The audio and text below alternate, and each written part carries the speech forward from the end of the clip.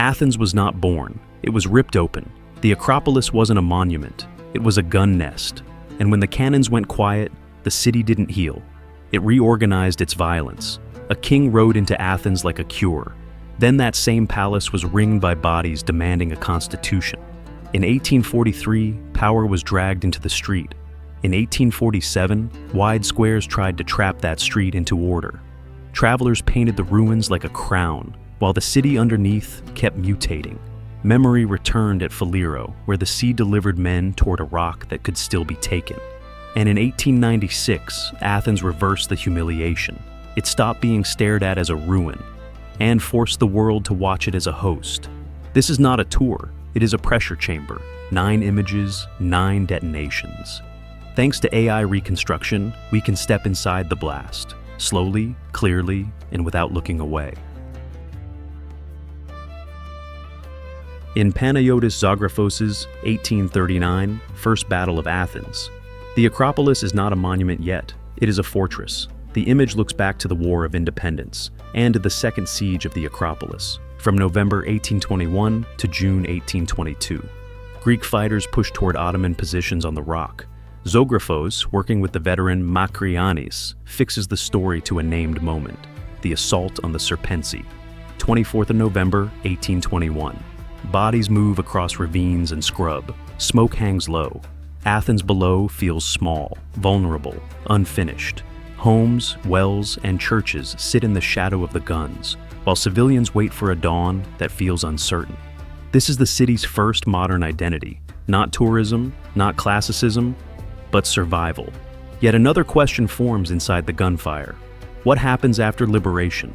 Who holds authority? And by what rules?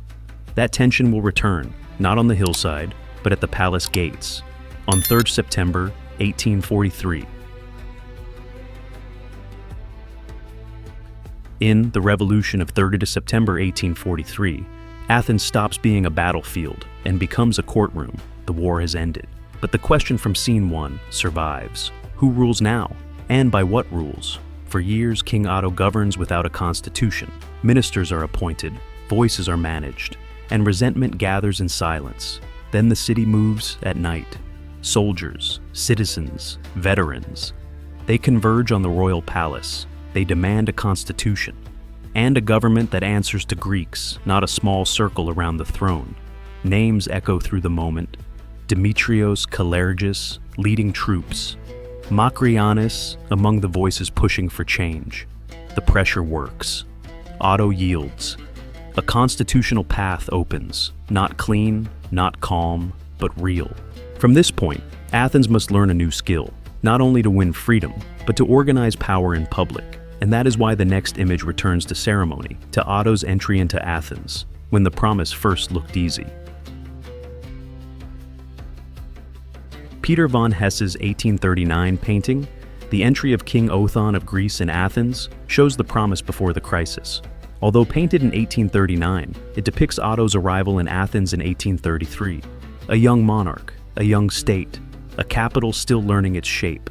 The procession is staged for legitimacy, clergy, officials, uniforms, icons. A city asked to believe that order has arrived. Athens, fresh from war, wants stability more than spectacle. So, the image offers both: European formality, Greek blessing, a royal center meant to hold the country together. But under the ceremony, you can feel the fragility. Institutions are thin, streets are incomplete, power is concentrated. That concentration is what later explodes in 1843. The palace that welcomes Otto becomes the palace that is surrounded. And to make the monarchy credible, Athens also needs a second foundation, not in crowns, but in stone. So the next scene steps away from rulers and fixes its gaze on the Parthenon.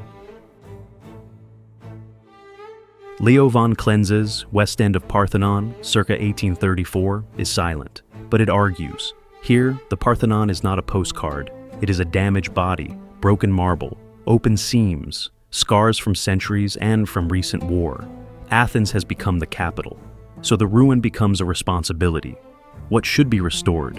What should remain untouched? What should be removed to make the ancient speak cleanly for the modern state? Klenz's gaze turns antiquity into policy. The temple is now evidence, a standard for taste. a tool for identity, a reason to plan streets and vistas around it. This is how the city learns to govern symbols, not only people, and once symbols matter, images matter too, because politics needs to be seen and remembered.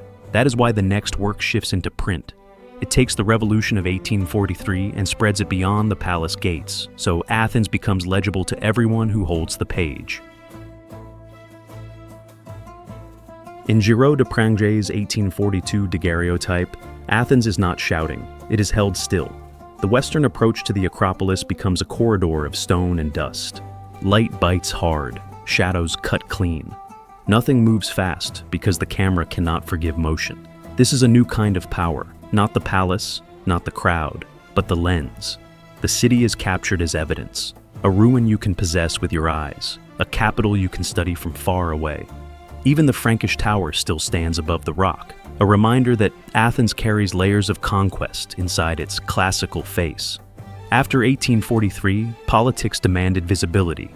Now, in 1842, visibility becomes technology. Athens can be copied, collected, shown in salons, and used to shape how Europe imagines Greece. Once a city can be frozen like this, it can also be redesigned.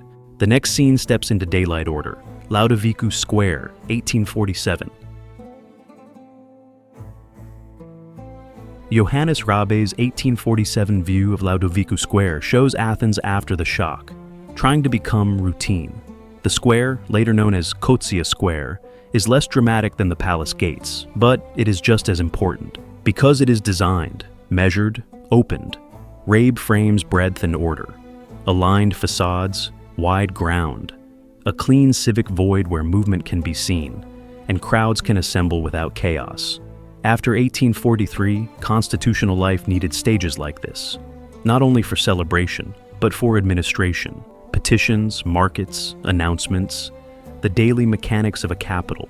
You can feel Athens borrowing European models, grid thinking, symmetry, public space as discipline. Yet the light, the pace, and the human scale remain local. The Acropolis is still nearby, but it no longer monopolizes meaning. Athens is learning to distribute authority across streets, offices, and squares. And once the city gains this new geometry, outsiders begin to frame it differently, not as ruin alone, but as a living panorama. That gaze arrives in the next scene, with Edward Lear. Edward Lear's Athens, 1849, turns the capital into a calm horizon, a traveler's pause, a city held in light. Lear reached Athens in June 1848. He returned in April 1849.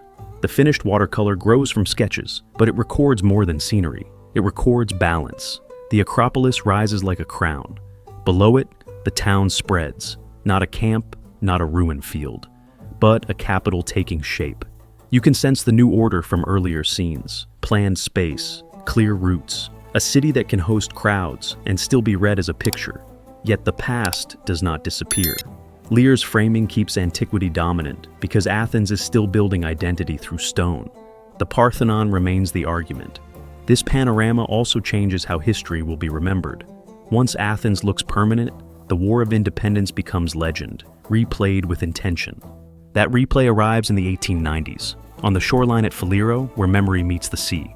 That is Volonakis's next scene.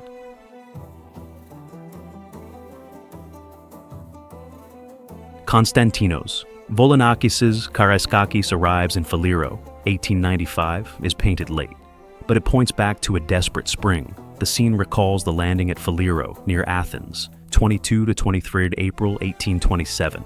Greek forces gather by the water, trying to relieve the Acropolis during the siege of 1826-1827. Volonakis makes the sea the foreground, because survival moved by routes, boats, supplies, messengers, men. The shore becomes a threshold between hope and collapse, between Athens below and the fortress above. In the distance, the Acropolis appears again. The same rock Zographos treated as a battlefield, the same crown Lear placed over the city. Now it is a national memory, repainted for a new generation. That timing matters. By the 1890s, Athens wants recognition, not only as a symbol, but as a modern capital that can perform on an international stage. So, The story pivots from war remembered to world seen, and it arrives at 1896, when Athens invites the globe to watch. Émile Gilliéron's 1896. Olympic cover art announces a new kind of victory, not over an army, but over isolation. Where earlier images show sieges, revolts, and rebuilding, this one sells confidence. Athens is no longer surrounded. Athens is hosting. The design borrows classical authority, ancient forms, a curated past, because Athens still speaks through antiquity. But the medium is modern, print, mass circulation, a public image meant to travel. In 1896, the first modern Olympic Games turned the city into a stage for the world. Crowds arrive, protocols tighten, streets are tested, order becomes performance. Seen after Volonakis, it feels like closure, from battlefield to boulevard, from palace pressure to public space, from identity built in stone to identity broadcast on paper. Yet, the Acropolis still presides, above every celebration, a reminder that Athens never escapes its past. It repackages it and moves forward with it.